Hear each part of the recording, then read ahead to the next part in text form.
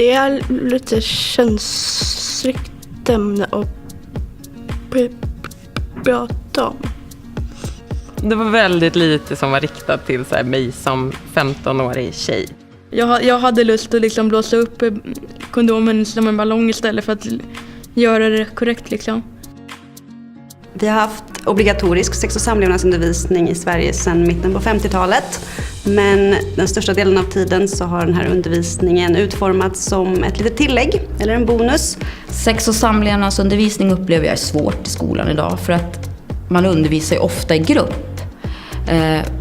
Och i och med att eleverna har olika funktionsvariationer så kan man ligga på helt olika nivåer. Och det är därför vi har valt att ta fram en app som dels ska funka som ett undervisningsmaterial som ju tidigare inte har funnits, men också för att steget mellan material och elev ska kunna vara mycket kortare. Själva projektet då är Nathalie Simonsson och Safira Verba tillsammans med designföretaget Dobermann som ska ta fram ett läromedel och en applikation för sex- och samlevnadsundervisning i särskolan. Nu är vi på Kungshaga gymnasium som är en av våra testskolor. Det är svårt för oss att veta exakt vad som behövs i en sån här app. Jag tänker att de som är experter är ju eleverna själva, så därför kommer vi regelbundet och gör tester för att se att vi är på rätt väg, att vid de olika vägvalen så kan vi få hjälp av eleverna. Känns innehållet intressant? Lite så här spännande? Eller okej. Eller nej, det här var tråkigt. Okay. För du kommer ihåg förra gången så hade vi ju lite innehåll under olika och då var det inte mycket innehåll som ni tyckte var intressant.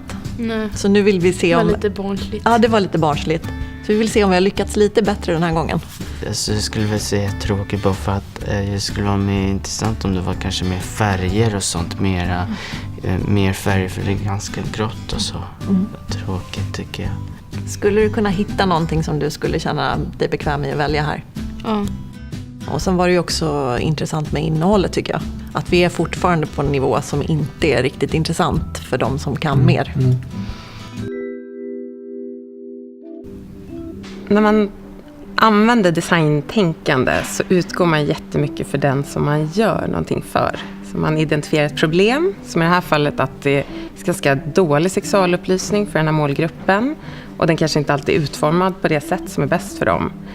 Så när vi tittar på det problemet så träffade vi målgruppen, läste på, pratade med experter och försökte lista ut hur man kunde lösa det här problemet. Och det är det som är grunden i designtänkande, att utgå från användarna, från människan, hitta lösningar som funkar för just det problemet.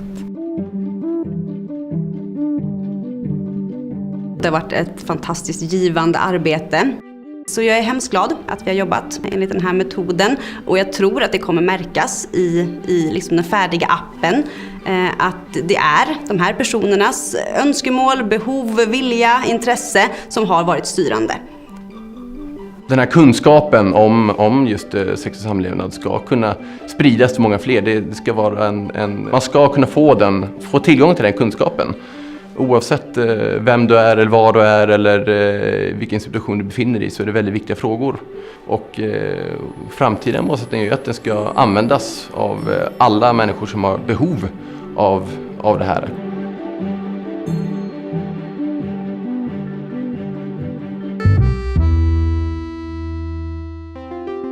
Nu är vi på en av testskolorna och ska faktiskt visa appen. Den här gången är det faktiskt inget test utan nu ska vi verkligen köra appen för första gången i sin helhet. Den är klar. Och det känns pirrigt och fantastiskt. Ska vi sätta igång?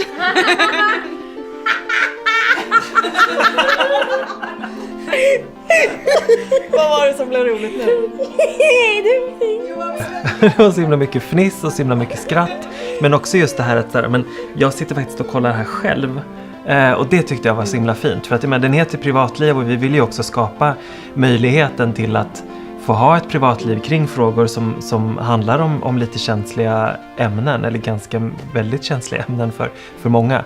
Det har varit en stor tystnad, det har varit en stor ängslighet när det kommer till sexualitetsfrågor. Och de här individerna och eleverna har inte fått ett material som de har kunnat ta sig an själva. Så en app som tar upp de här frågorna kommer göra stor skillnad. Och så vitt vi vet så är vi först i världen med att göra det här faktiskt. Det finns inget liknande material någonstans. Och att kunna ge ett privatliv på det sättet, det känns enormt. Det är ett stort steg framåt på det här området och det känns väldigt roligt.